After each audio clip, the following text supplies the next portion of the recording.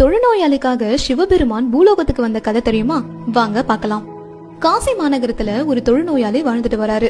இவருக்கு தொழுநோய் இருக்கிறதுனால அந்த ஊர் மக்களே இவரை ஒதுக்கி வைக்கிறாங்க. அது மட்டும் இல்லாம இவரை எப்பவுமே அருவருப்பாதான் பாப்பாங்க. இவருக்கு பிச்சை போடுறத கூட யாரும் கையில போட மாட்டாங்க, தரையில தான் எடுத்துட்டு வந்து போடுவாங்க.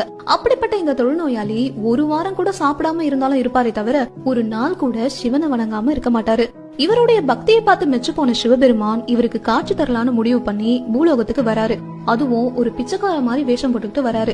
ஏன்னா சிவனுக்கே உரிய ஸ்டைல் என்ன, முதல்ல சோதனையை கொடுத்துட்டு அதுக்கப்புறம் தானே எல்லாமே தருவாரு. அதனால இந்த தொழுநோயாளிய சோதிக்கலாம்னு சொல்லிட்டு வராரு. வந்தவரு ஸ்ட்ரைட்டா இந்த தொழுநோயாளி கிட்ட வந்து, எனக்கு ரொம்ப பசிக்குது, சாப்பாடு இருந்தா கொடுன்னு சொல்லிட்டு கேக்குறாரு. இந்த தொழுநோயாளி சொல்றாரு, நானே பிச்சை எடுத்து தான் வாழ்ந்துட்டு இருக்கிறேன், என்கிட்ட எங்க இருக்கு சாப்பாடு? சரி வாங்க காசி நகரம் ஃபுல்லா சுத்துவோம், ஏதாச்சும் மண்டபத்துல ஏதாச்சும் நிகழ்ச்சி நடக்கும், அங்க மீந்து போன சாப்பாடு இருக்கும், அதை நம்ம 2 பேரும் ஷேர் பண்ணி சாப்பிட்டுக்கலாம்னு சொல்லிட்டு 2 பேரும் போறாங்க.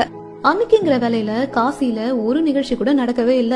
மானிட ரூபத்துல இருக்கிறதுனால அலைஞ்சு திரிஞ்ச சிவபெருமானுக்கு பயங்கர டயர்டும் ஆகிடுது. அன்னைக்கு இரவு அந்த காசி நகரத்துல கடைசியா இருக்கிற ஒரு மண்டபத்துல ரொம்ப டயர்டாகி அன்றைய இரவை அங்கேயே தூங்கி கடிச்சிடுறாங்க. மறுநாள் காலையில பொழுது விடியுது. பார்த்தா அந்த மண்டபத்துல ஏதோ ஒரு நிகழ்ச்சி நடக்குது.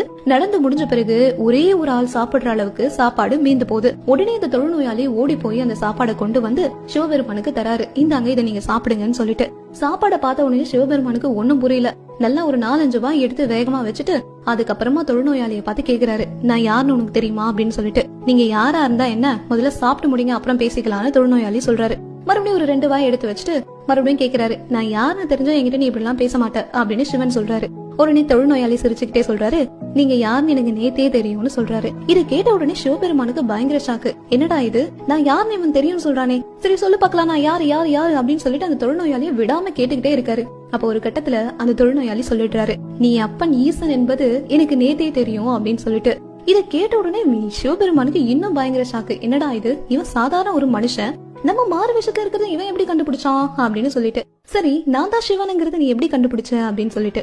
நீ தான் சிவனுங்கிறது என்னால கண்டுபிடிக்க முடியாதா? இந்த தொழுநோயாளிய கூட தொட்டு பேசி எனக்கு சரிக்கு சமமா அமர்ந்து சாப்பிட முடியும்னா அந்த அளவுக்கு கருணை கொண்ட ஒரு ஆள் என் அப்பன் ஈசனை தவிர வேற யாரா இருக்க முடியும்னு கேட்ட உடனே சிவனுடைய கண்கள்ல இருந்து தாரை தாரையா கண்ணீர் கொட்டுது. அந்த தொழுநோயாளியும் அப்படியே கும்பிட்டுக்கிட்டே அழறாரு. உடனே சிவபெருமான் என்ன பண்றாருன்னா அடுத்த நொடியே அந்த தொழுநோயாளியோட நோயை நீக்கி அவருக்கு நிறைய செல்வங்களை கொடுத்து பார்வதி தேவியோட காட்சி தராரு. உங்களுக்கு சிவன் பிடிக்கும்னா இந்த ஷார்ட்ஸ் ஒரு லைக் பண்ணுங்க. தேங்க்யூ.